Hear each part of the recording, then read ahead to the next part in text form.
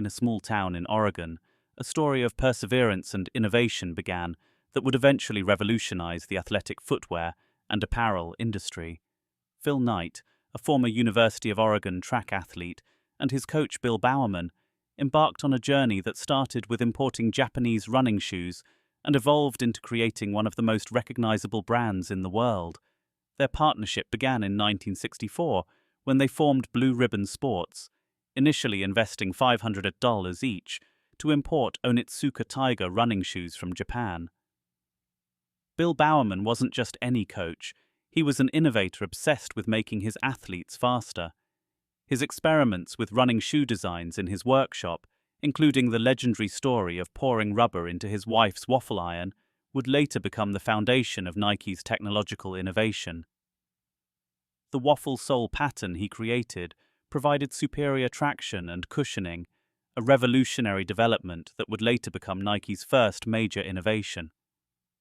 Meanwhile, Knight, armed with an MBA from Stanford, handled the business side, selling shoes from the trunk of his car at track meets and building relationships with athletes and retailers.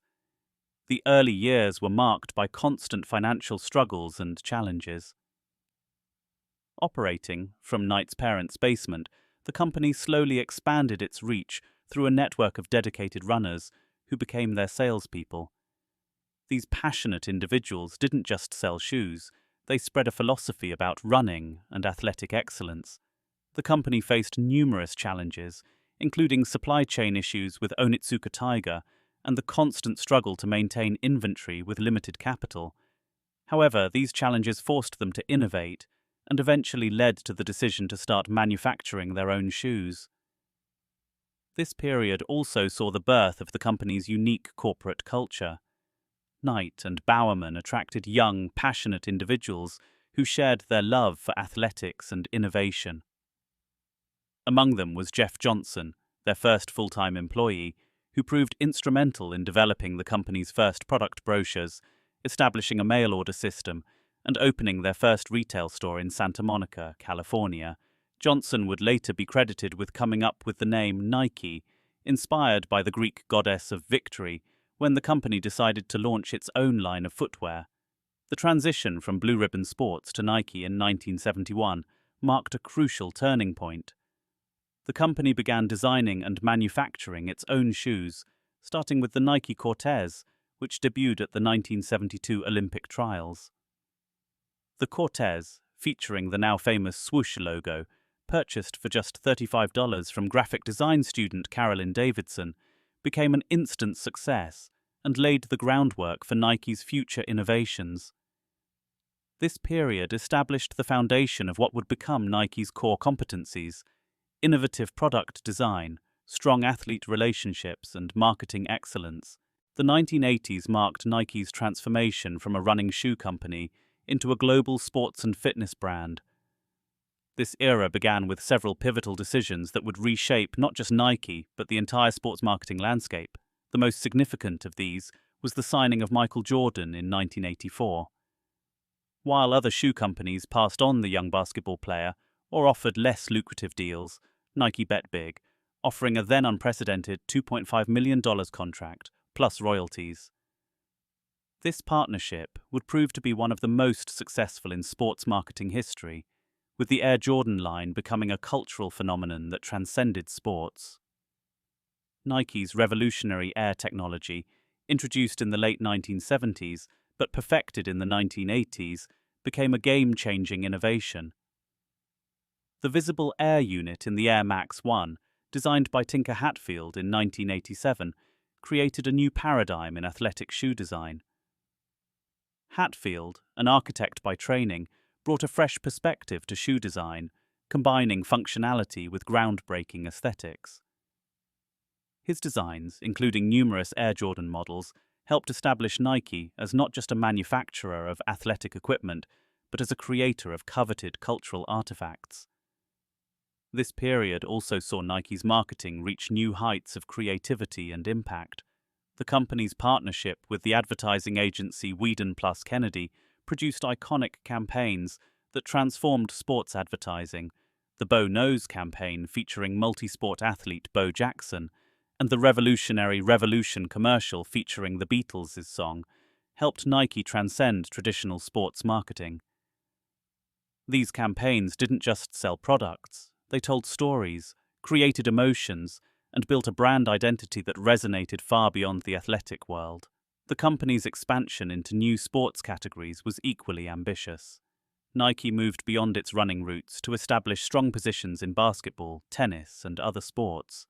Each new category was approached with the same formula: sign the most exciting athletes, create innovative products specifically for their needs, and market them with breakthrough creativity. This strategy helped Nike survive and thrive during a period when the fitness boom of the early 1980s began to fade, and competitors like Reebok gained market share in the aerobics category. However, this period wasn't without its challenges. Nike faced increased competition, changing consumer preferences, and the need to manage rapid growth. The company had to build a global supply chain, establish international operations, and maintain its culture of innovation while growing exponentially. Manufacturing issues, inventory management challenges, and the complexity of global operations tested the company's management capabilities.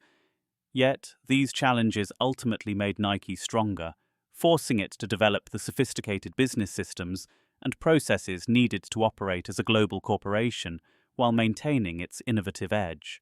The 1990s and beyond saw Nike transform into a global cultural force that transcended sports, redefining the relationship between athletic brands and popular culture. The company's famous Just Do It campaign, launched in 1988, became more than just a slogan during this period.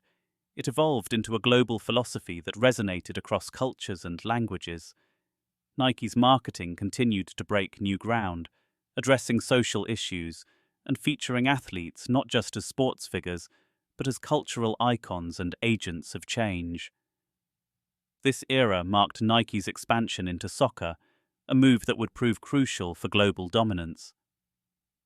Despite being a latecomer to the world's most popular sport, Nike's aggressive marketing and innovative product development quickly established it as a major player. The company signed breakthrough deals with the Brazilian national team and Manchester United, among others, and created revolutionary soccer boots that challenged traditional designs.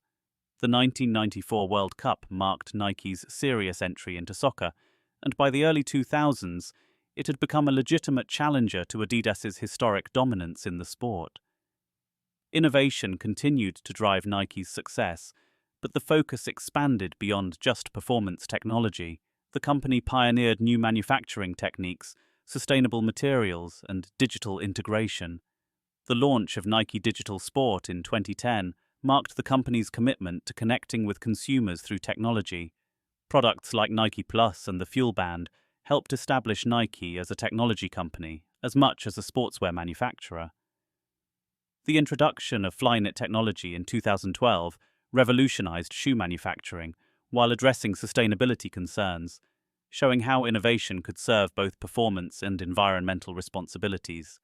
The company's approach to manufacturing and supply chain management also evolved significantly during this period.